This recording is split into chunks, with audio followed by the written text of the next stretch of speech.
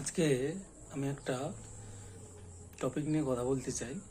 সেটা হচ্ছে শব্দ বা বাক্য প্রয়োগ বা আমাদের মুখ নিঃসৃত বাণী বা মুখ থেকে আমরা যে কথা বলি একে অপরের সাথে, সেই কথা প্রত্যেকটি মানুষের উপর, প্রত্যেক মানুষ, এক একটি মানুষ নিয়ে একটি সমাজ গঠন হয়, এক একটি সমাজ নিয়ে একটা বৃহৎ পরিসর গঠন হয়।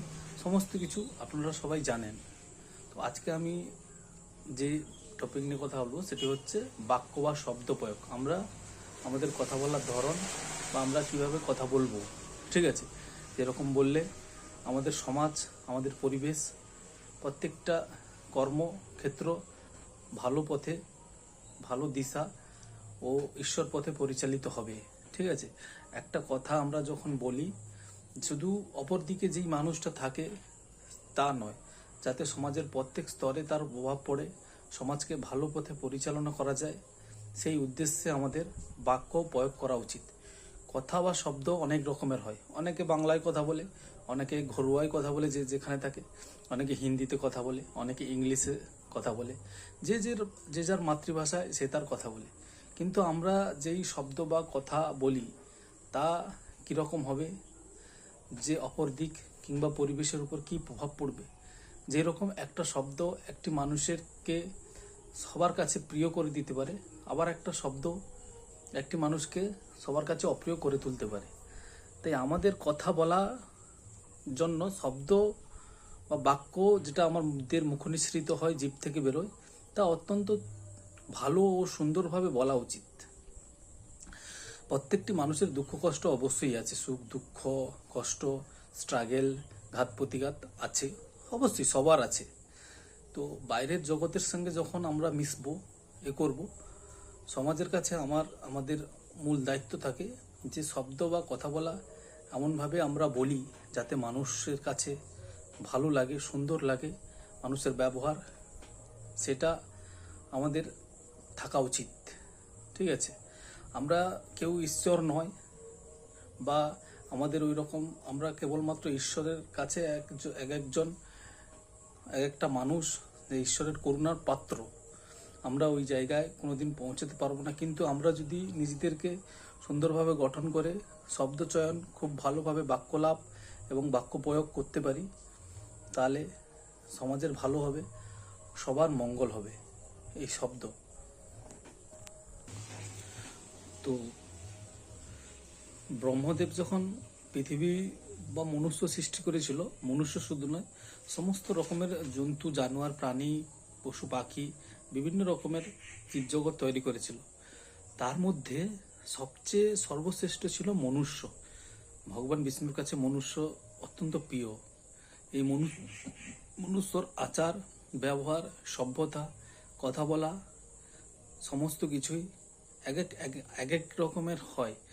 তো আমাদের কথা বলা প্রত্যেকটি মানুষের উপর প্রভাব পড়ে। তাই শব্দ চয়ন এমনভাবে করা উচিত যাতে সমাজের পক্ষে, দেশের পক্ষে, একটা গ্রামের পক্ষে, কয়েকজনের পক্ষে ভালো হয়। নিজেদেরকে এমনভাবে প্রতিষ্ঠা করা উচিত, কথা বলা উচিত নিঃস্বার্থভাবে, যাতে সমাজেরই ভালো হয়। এই কথা, আমরা যেই জগতে বাস করি, এইখানে কেউ ছোট বড়, জ্ঞানী গুণী, পড়াশোনা, উঁচ নিচ, কে কি কাজ করে, কে চাকরি করে, কে ব্যবসা করে, কে রিক্সা চালায়, কে মজুর, কে পরিশ্রম করে, পারিশ্রমিক করে প্রত্যেক দিন। তো সেটা বড় কথা নয়, কে কি ধরনের, কে কতদূর কি করেছে।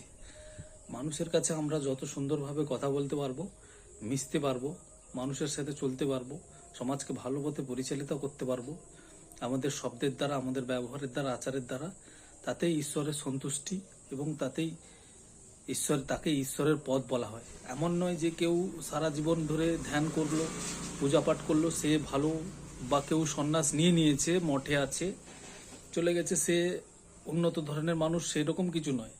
যারা সংসারে থেকে, সমাজে থেকে, সমাজকে ভালো পথে পরিচালিত করে, সমাজের উন্নতির জন্য ভাবে, সমাজের কথা বলে, তারাও ভালো।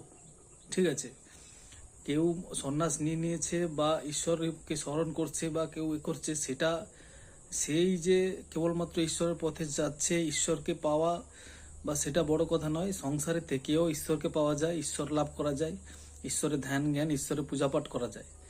আর ঈশ্বর সংসার সৃষ্টি করেছেন, সংসার ধর্ম হচ্ছে বড় ধর্ম, সংসার ধর্মের মাধ্যমেই ঈশ্বরের পথ পাওয়া যায়। তাই কঠোর সাধনা, পরিশ্রম মাধ্যমে নিজেদেরকে গড়ে তোলা, যাতে এই শব্দ প্রয়োগ আমরা এমনভাবে সমাজে বা যে কোনো জায়গায় করতে পারি যাতে সবারই ভালো লাগে শুনতে, সবার আকর্ষণ হয়, সেইভাবে নিজেদেরকে গড়ে তুলতে হয়, সেইভাবে নিজেকে চলতে হয়।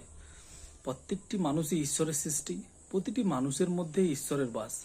কেউ ঈশ্বর থেকে আলাদা নয়, ঈশ্বর থেকে পরে নয়, প্রতিটি মানুষের মধ্যে। তাই এইটাই আমার প্রার্থনা। তো এর ঊর্ধ্বে আর কিছুই নেই।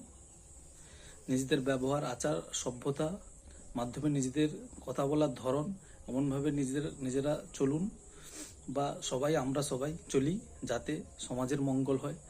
এটাই আমাদের উচিত করা।